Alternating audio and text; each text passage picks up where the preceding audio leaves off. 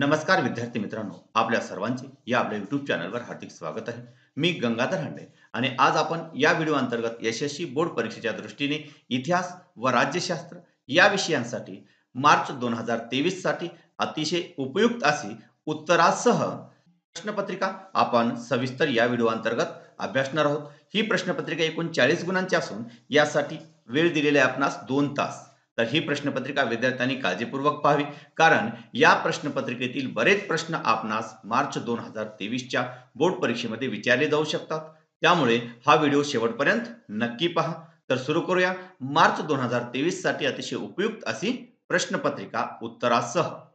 तर यातील प्रश्न पहिला जो आहे तो म्हणजे प्रश्न पहिला अ, दिलेल्या पर्यायापैकी योग्य पर्याय निवडून विधाने पूर्ण करा. यामध्ये 3 विधाने असतील. त्यापैकी पहिले जे विधान आहे ते म्हणजे महाराष्ट्रात तयार होणाऱ्या लाकडी बाहुलीला टिंबटिंब असे म्हणतात. यासाठी पर्याय आहेत अ थकी, ब कालीचंडिका, क गंगावती आणि ड चंपावती. तर यासाठी योग्य पर्याय जो आहे तो पर्याय क्रमांक अ ठकी. तर विद्यार्थ्यांनी विधान पूर्ण लिहून जो पर्याय आहे तो पर्याय लिहून त्या पर्यायाखाली अधोरेखित आपणास करावयाचे आहे. फक्त पर्याय लिहून चालणार नाही, तर विधान पूर्ण लिहिणे अपेक्षित आहे. त्यानंतर दुसरा जो प्रश्न आहे तो म्हणजे जगातील सर्वात प्राचीन संग्रहालय टिंबटिंब या शहराचे उत्खनन करताना सापडले. तर यासाठी पर्याय अ दिल्ली, ब हडप्पा, क उर आणि ड कोलकाता. तर याचे योग्य उत्तर जे आहे ते म्हणजे पर्याय क्रमांक क उर. त्यानंतर तिसरे विधान आपण पाहूया. तिसरे विधान आहे विज्ञान आणि इतर सर्वच ज्ञानशाखांची टिंबटिंब ही जननी मानली जाते. यासाठी पर्याय अ तत्वज्ञान, ब नीतिशास्त्र, क इतिहास आणि ड मानववंशशास्त्र. तर यासाठी योग्य पर्याय जो आहे तो पर्याय क्रमांक अ तत्वज्ञान. त्यानंतर प्रश्न पहिला ब जो आहे तो म्हणजे पुढील पैकी प्रत्येक गटातील चुकीची जोडी ओळखून लिहा. यामध्ये 3 गट असतील. पहिला गट आपण पाहू. त्यामध्ये 1 दर्पण बाळशास्त्री जांभेकर, 2 केसरी बाळ गंगाधर टिळक, 3 दीनबंधू गोपाळ हरी देशमुख आणि 4 प्रभाकर भाऊ महाजन. तर यापैकी चुकीची जोडी आहे दीनबंधू गोपाळ हरी देशमुख. त्यानंतर दुसरा गट आपण पाहूया. दुसरा गट आहे लाल किल्ला उदयपूर, त्यानंतर 2 जंतर मंतर जयपूर, 3 बद्रेश्वर मंदिर तंजावर आणि 4 कॅपिटल कॉम्प्लेक्स चंदीगड. तर यापैकी चुकीची जोडी जी आहे ती म्हणजे लाल किल्ला उदयपूर. त्यानंतर तिसरा जो गट आहे तो गट आपण पाहू. यामध्ये 1 माथेरान थंड हवेचे ठिकाण, त्यानंतर 2 ताडोबा लेणी, त्यानंतर 3 कोल्हापूर देवस्थान आणि 4 अजिंठा जागतिक वारसा स्थळ. तर यापैकी चुकीची जोडी जी आहे ते म्हणजे ताडोबा लेणी. त्यानंतर प्रश्न दुसरा अ जो आहे तो म्हणजे दिलेली संकल्पना चित्र पूर्ण करा. कोणतेही 2 संकल्पना चित्र आपणास पूर्ण करावयाचे आहेत. हा प्रश्न 4 गुणांचा आहे. तर पुढील आकृतिबंध पूर्ण करा. तर हा जो आकृतिबंध आहे त्यामध्ये भारताचा इतिहास लिहिणारे ब्रिटिश इतिहासकार, तर यास जेम्स मिल, त्यानंतर दुसरे आहेत विल्यम विन्सन हंटर, त्यानंतर तिसरे इतिहासकार आहेत ते म्हणजे जेम्स ग्रँडप आणि चौथे जे इतिहासकार आहेत ते म्हणजे कर्नल टॉड. त्यानंतर दुसरा जो आहे ते म्हणजे पुढील संकल्पना चित्र पूर्ण करा. तर हे जे संकल्पना चित्र आहे त्यामध्ये बैठे खेळ, तर कोणतेही 4 बैठे खेळ आपणास लिहायचे आहेत. त्यामध्ये बुद्धिबळ, पत्ते, त्यानंतर भातुकली आणि त्यानंतर सापशिडी. या व्यतिरिक्त आपण सागरगोटे किंवा इतर सुद्धा बैठे खेळ आपण लिहू शकता. त्यानंतर तिसरा जो प्रश्न आहे तो म्हणजे पुढील संकल्पना चित्र पूर्ण करा. तर तिसरे संकल्पना चित्र आहे कोशांच्या मांडणीची वैशिष्ट्ये. तर कोशाच्या मांडणीची कोणकोणती वैशिष्ट्ये आहेत? पहिला आहे अचूकपणा, त्यानंतर दुसरा आहे नेमकेपणा, त्यानंतर तिसरा आहे वस्तुनिष्ठता आणि चौथा आहे अद्ययावतता. हे 4 वैशिष्ट्ये कोशाच्या मांडणीची आपण लिहू शकता. त्यानंतर प्रश्न दुसरा ब जो आहे तो म्हणजे थोडक्यात टिपा लिहा. कोणत्या 2 टिपा आपल्याला सोडवायचे आहेत. त्यामध्ये पहिली टिप आहे वर्तमानपत्राचे स्वातंत्र्य संग्रामातील कार्य. हा प्रश्न अतिशय महत्त्वाचा असून या विद्यार्थ्यांनी काळजीपूर्वक पाहावा. याचे उत्तर भारतीय स्वातंत्र्य संग्रामाच्या काळात वर्तमानपत्रांनी पुढील कार्य केले. त्यामध्ये 1 लोकजागृती, लोकशिक्षण, भारतीय संस्कृती व इतिहासाची थोरवी वर्णन केली. त्यानंतर दुसरा मुद्दा सामाजिक, धार्मिक व राजकीय चळवळींना पाठिंबा देऊन साम्राज्यवादी धोरणांना विरोध केला. त्यानंतर तिसरा मुद्दा पाश्चात्य विद्या व शिक्षण जनतेपर्यंत पोहोचवून समाज प्रबोधनाचे काम केले. आणि चौथा जो मुद्दा आहे तो म्हणजे तत्कालीन सामाजिक आणि राजकीय प्रश्नांना वाचा फोडली. त्याचबरोबर समाजसुधारक नेते व संघटना यांचे विचार लोकांपर्यंत पोहोचवले. अशा प्रकारे इतिहास व राज्यशास्त्र या विषयामध्ये कोणत्याही प्रश्नाचे उत्तर लिहित असताना निबंध वजा उत्तर न लिहिता 1, 2, 3, 4 असे मुद्दे टाकूनच उत्तर आपण लिहावे. त्यानंतर दुसरा जी टीप आहे ती म्हणजे खेळाचे महत्त्व स्पष्ट करा. तर खेळामुळे पुढील दृष्टीने अनन्यसाधारण महत्त्व आहे. खेळाचे कोणते महत्त्व आहे? तर त्यामध्ये पहिले महत्त्व आहे खेळामुळे जीवनातील व्यथा व चिंता विसरल्या जातात. त्यानंतर दुसरा मुद्दा आहे माणसाच्या मनाला विरंगुळा मिळतो. त्यामुळे मन ताजेतवाने व उल्हासित होते. त्यानंतर तिसरे जे महत्त्व आहे ते म्हणजे खेळामुळे व्यायाम होऊन शरीर काटक व बळकट होते. त्यानंतर चौथा मुद्दा आहे खेळामुळे मनोधैर्य, चिकाटी, खिलाडूपणा हे गुण अंगी बनतात. आणि पाचवा जो मुद्दा आहे सांघिक खेळातून सहकार्य, संघभावना व नेतृत्व गुणात वाढ होते. अशा प्रकारे खेळाचे अनन्यसाधारण महत्व आहे. त्यानंतर प्रश्न तिसरा जो आहे तो म्हणजे पुढील विधाने सहकारण स्पष्ट करा. कोणती दोन विधाने आपणास सहकारण स्पष्ट करायचे. हा प्रश्न 4 गुणांचा. तर यातील पहिले विधान जे आहे ते म्हणजे व्हॉल्टेयर यांना आधुनिक इतिहास लेखनाचे जनक असे म्हटले जाते. तर याचे उत्तर व्हॉल्टेयरच्या मते इतिहास लेखनासाठी एक वस्तुनिष्ठ सत्य आणि घटनांचा कालक्रम योग्य असायला हवा. त्यानंतर दुसरा आहे तत्कालीन समाजाच्या परंपरा, शेती, व्यापार व आर्थिक व्यवस्था यांचा विचार होणे आवश्यक आहे. त्यानंतर तिसरा मुद्दा या त्यांच्या मतामुळे इतिहासाची मांडणी करताना मानवी जीवनाच्या सर्वांगीण विचार व्हायला हवा. हा नवीन विचार पुढे आला म्हणून व्हॉल्टेयर यांना आधुनिक इतिहास लेखनाचे जनक असे म्हटले जाते. अशा प्रकारे सविस्तर आपणास उत्तरे लिहायचे. दुसरे विधान आपण पाहूया. त्यानंतर पुढे जो प्रश्न आहे तो म्हणजे तंत्रज्ञानाचा इतिहास अभ्यासावा लागतो. हे विधान आपण स्पष्ट करूया. त्याचे उत्तर एक लाखो वर्षाच्या वाटचालीत मानव प्रगतीच्या प्रत्येक टप्प्यात नवनवीन कौशल्य अवगत करीत गेला.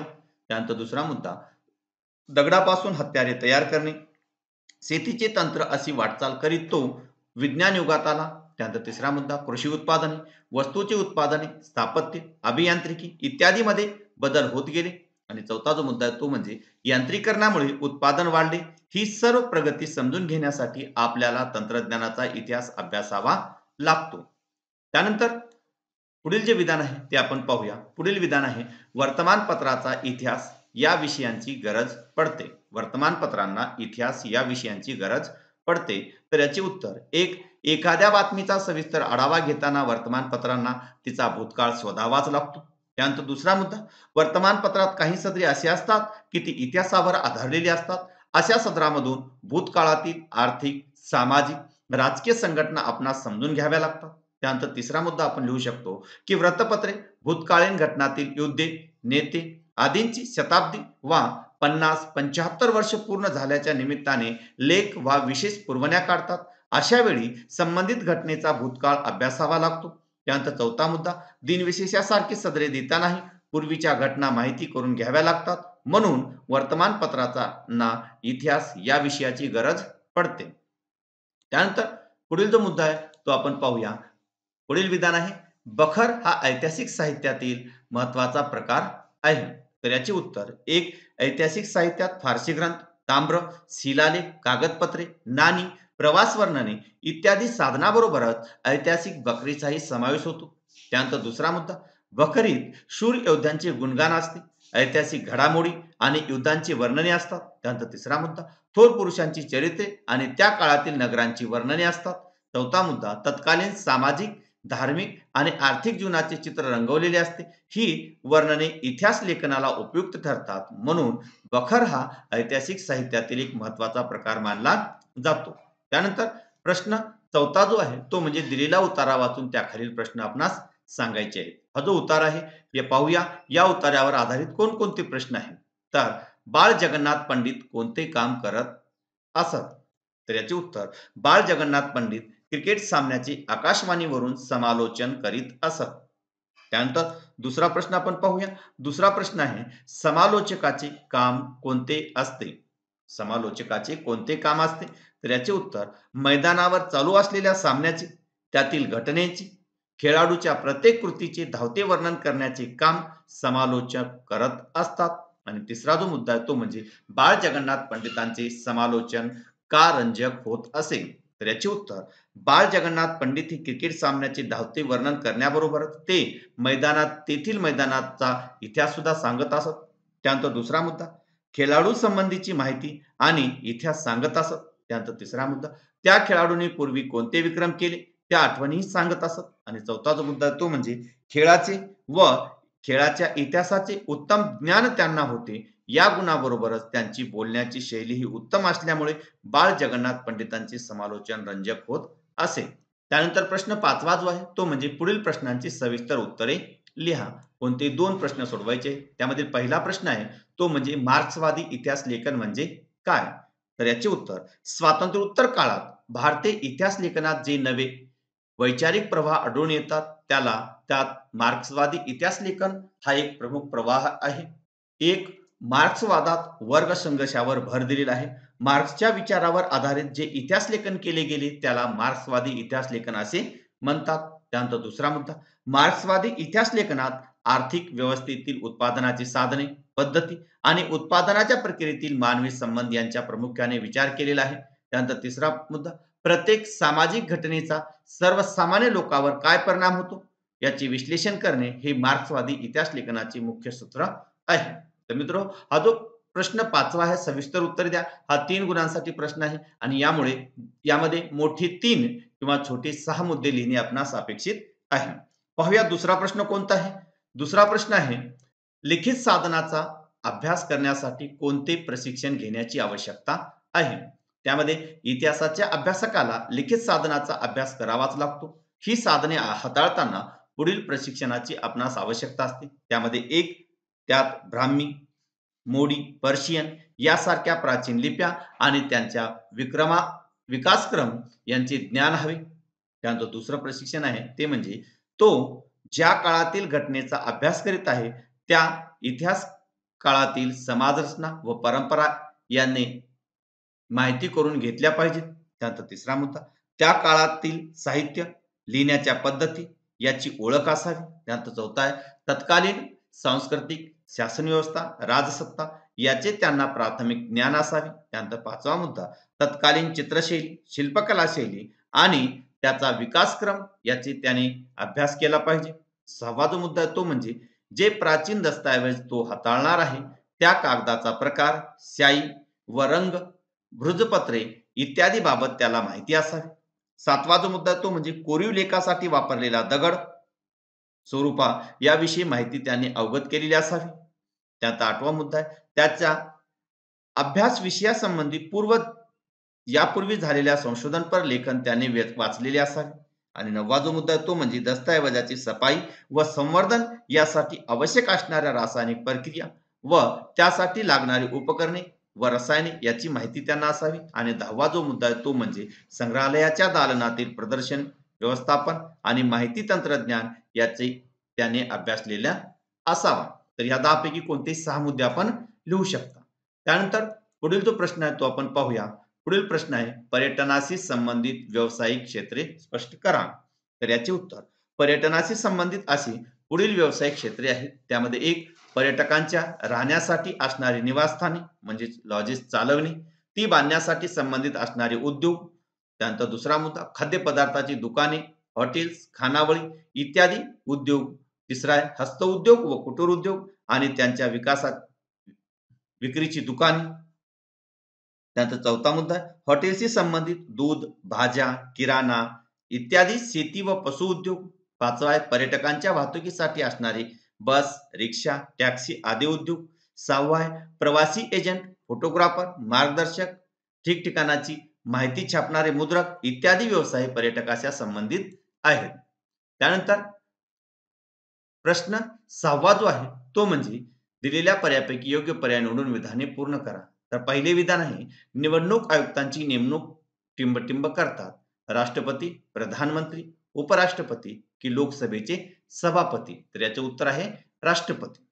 त्यानंतर दुसरे विधान आपण पाहूया.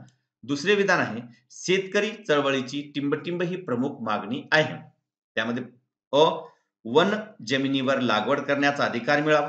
त्यानंतर दुसरा आहे शेतमालाला योग्य भाव मिळावा. त्यानंतर तिसरा आहे ग्राहकांचे संरक्षण करणे आणि चौथा आहे धरणे बांधावीत. तर यासाठी योग्य पर्याय जो आहे तो म्हणजे पर्याय क्रमांक ब, शेतमालाला योग्य भाव मिळावा.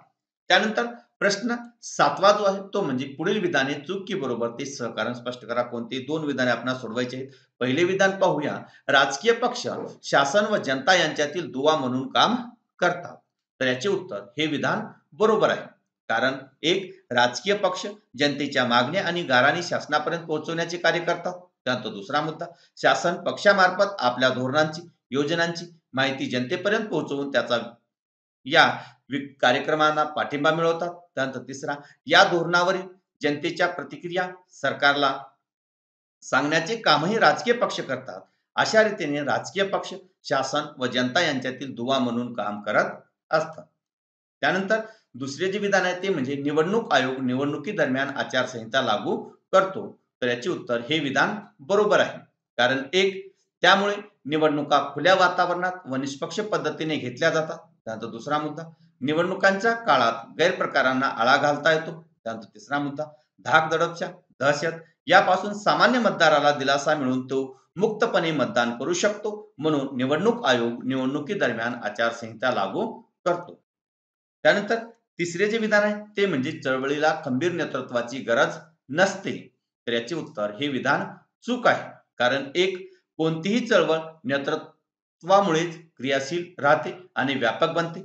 चळवळीचे यशापयश खंबीर नेतृत्वावर अवलंबून असते.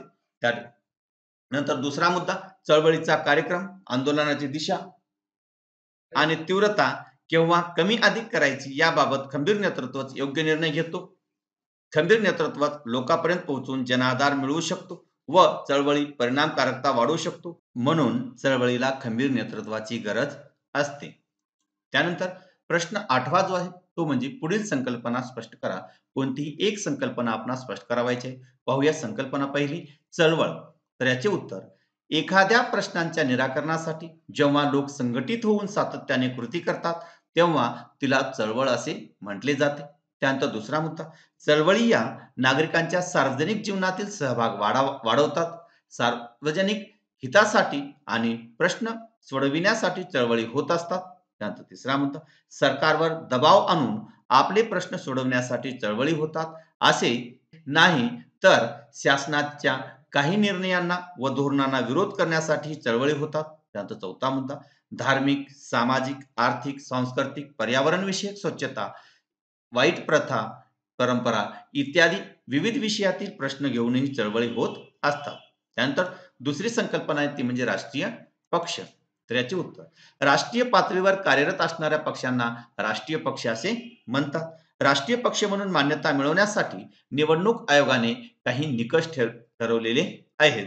तर ते निकष आपण पाहूया. यामध्ये पहिला निकष आहे किमान 4 राज्यामध्ये शेवटच्या लोकसभा निवडणुकीत किंवा विधानसभेच्या निवडणुकीत किमान 6% मते मिळवणे आवश्यक आहे किंवा 4 सभासद लोकसभेत निवडून येणे आवश्यक आहे किंवा दुसरी अट आहे आधीच्या लोकसभेच्या निवडणुकीत किमान 3 राज्यामध्ये मिळून लोकसभेच्या एकूण जागापैकी 2% जागा निवडून येणे आवश्यक आहे किंवा तिसरा आहे किमान 4 राज्यामध्ये राज्य पातळीवरील पक्ष म्हणून मान्यता मिळवणे आवश्यक आहे. त्यानंतर प्रश्न 8वा ब जो आहे तो म्हणजे दिलेल्या सूचनेनुसार कृती करा. तर पहिला यामध्ये कोणताही एक संकल्पना आपणास कृती करावायची आहे. पहिली आहे पुढील संकल्पना चित्र पूर्ण करा. तर संकल्पना चित्र आहे महाराष्ट्रातील प्रादेशिक पक्ष. त्यामध्ये एक शिवसेना, त्यानंतर दुसरा आहे शेतकरी कामगार पक्ष, त्यानंतर तिसरा आहे महाराष्ट्र नवनिर्माण सेना आणि चौथा आहे समाजवादी पक्ष. या व्यतिरिक्त इतरही प्रादेशिक पक्ष आपण लिहू शकता. दुसरी संकल्पना चित्र आपण पाहूया. दुसरी संकल्पना चित्र आहे डॉक्टर राजेंद्र सिंह राणा यांचे कार्य. तर जोहड बांधून जलसंवर्धन केले, त्यानंतर नद्याचे पुनर्जीवन केले, त्यानंतर तिसरं कार्य आहे वन संवर्धन आणि चौथं कार्य आहे वन्यजीव संवर्धन. त्यानंतर प्रश्न 9वा जो आहे तो म्हणजे पुढील प्रश्नांची थोडक्यात उत्तरे लिहा. कोणतेही एक प्रश्न आपणास सोडवायचा आहे. पहिला प्रश्न पाहूया. सामाजिक न्याय प्रस्थापित करणे म्हणजे काय? तर याचे उत्तर सामाजिक न्याय प्रस्थापित करणे म्हणजे एक ज्या सामाजिक बाबीमुळे विचारामुळे व्यक्तीवर व काही लोकसमूहावर अन्याय होतो त्या बाबी वा ते विचार नष्ट करणे. दुसरं आहे व्यक्ती म्हणून सर्वांना दर सर्वांचा दर्जा समान मानणे व तशी धोरणे आखणे. तिसरा आहे जात, धर्म, भाषा, लिंग, वंश, जन्मस्थान, संपत्ती इत्यादीवर आधारित श्रेष्ठ कनिष्ठ असा भेद न करता समान वागणूक देणे. आणि चौथा आहे सर्वांना विकासाची समान संधी देणे. त्यानंतर यातील दुसरा प्रश्न आहे तो म्हणजे स्वातंत्र्यपूर्व काळात स्त्री चळवळी कोणत्या सुधारणासाठी लढत होत्या. तर याचे उत्तर स्वातंत्र्यपूर्व काळात पुढील सुधारणासाठी स्त्री चळवळी लढत होत्या. त्यामध्ये एक स्त्रियावरील होणारा अन्याय दूर व्हावा म्हणून, त्यानंतर दोन स्त्रियांचे शोषण थांबून त्यांना सन्मानाने जगता यावे म्हणून, त्यानंतर तिसरा आहे सर्व सार्वजनिक जीवनात स्त्रियांना सन्मानाने जगता यावे म्हणून, त्यानंतर चौथा आहे सतीप्रथा, विधवांची उपेक्षा, बहुपत्नी विवाह पद्धती, बालविवाह प्रथा इत्यादी सामाजिक प्रथा नष्ट व्हाव्यात म्हणून स्वातंत्र्यपूर्व काळात स्त्री चळवळी लढत होत्या. तर मित्रहो, 10वी बोर्ड परीक्षेच्या दृष्टीने सर्व विषयाचे व्हिडिओ पाहण्यासाठी चॅनलला नक्कीच सबस्क्राईब करा. धन्यवाद.